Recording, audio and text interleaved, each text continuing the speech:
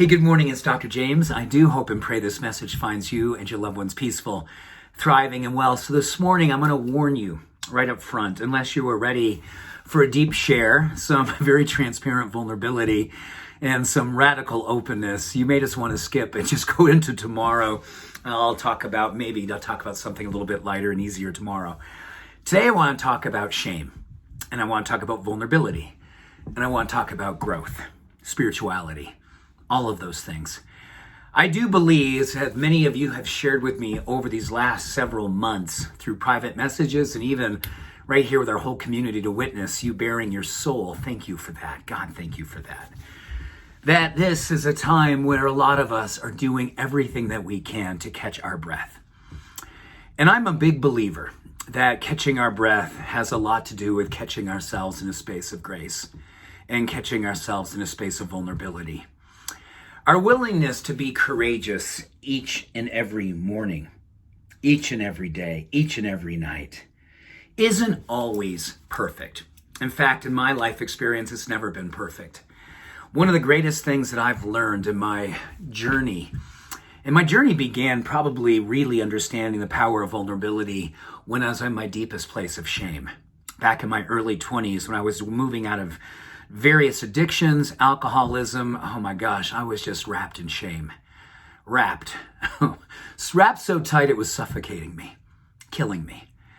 And I remember just beginning this journey where I remember waking up one morning, I said to myself, no matter what it is that I get, if I get anything done today, anything that has a reflection of heart, anything that has a reflection of change, growth, openness, honesty, radical honesty, then that is enough.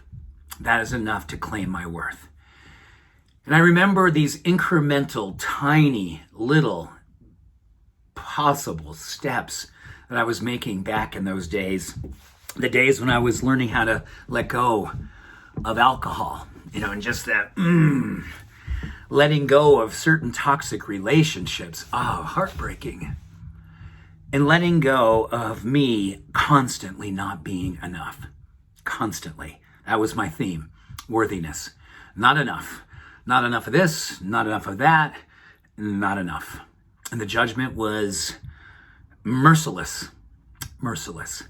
So that's why I really became an advocate. Didn't even know what the word was at that time, but it was this sort of like, I'm just going to be seen. I'm just going to see myself.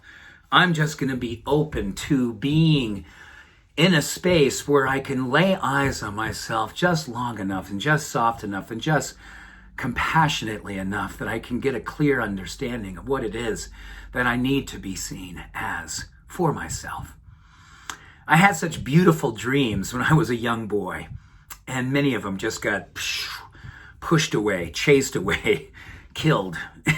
Shrapnel, the body count that was left behind me of my dreams as I continue to deepen my dark journey through my teens into my early 20s. And one of the most beautiful practices that I want to share with you today is this claiming of worthiness. And how worthiness, again, is most likely never going to be perfect.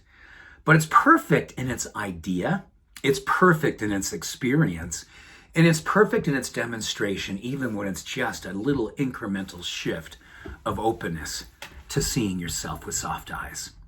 The neurochemistry of soft eyes is connected to the part of our brain that is all about compassion and acceptance. It's all about actually celebrating our humanness. And what's beautiful in that humanness is a celebration of how we see not just ourselves, but it becomes a conduit in how we see everybody. People who may not be like you, people who may you see as different, better, worse, less, whatever than you, even though we know none of that is the truth. We are all one. And in that experience of seeing others, it usually comes back in such a way that science tells us this reflective energy, this circuitry and this circulation sort of buoys up, not just us, but it buoys up others. And all of a sudden, there's this wave, this wake that is rising where we are carrying a vibration of acceptance. And others feel it. even if they don't necessarily hear you talk about your journey, even if you say nothing to them.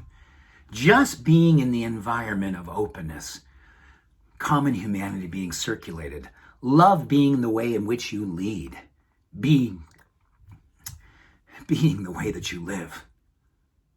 Being the way that you live. Vulnerability is like vitamin V for your soul, for your heart, for humanity, for saving all of us from this trajectory that I think many of us are wondering, is this just how it's going to go? More and more divisiveness, more and more contempt, more and more division between us and them.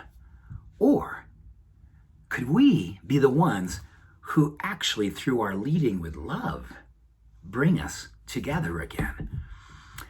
Pretty much every single human being, I'd love to say everyone, but someone's going to say, well, no, not so-and-so. Let's just say everyone today. Everyone can lead with love. Everyone wants to be loved. Many of us have been hurt. Many of us carry a lot of shame, and it comes out in ways that we would deem as hateful or dark or something we don't understand. Let us go underneath that to vulnerability, the current underneath where common humanity resides. No judgment, no divisiveness, no separation. Only oneness. Only oneness.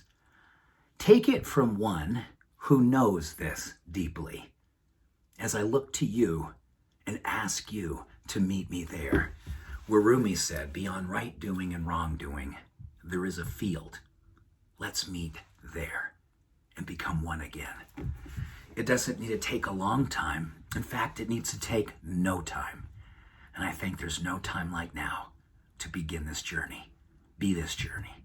Be the change we wish to see and we need to see in the world. Thank you. All love, all blessings.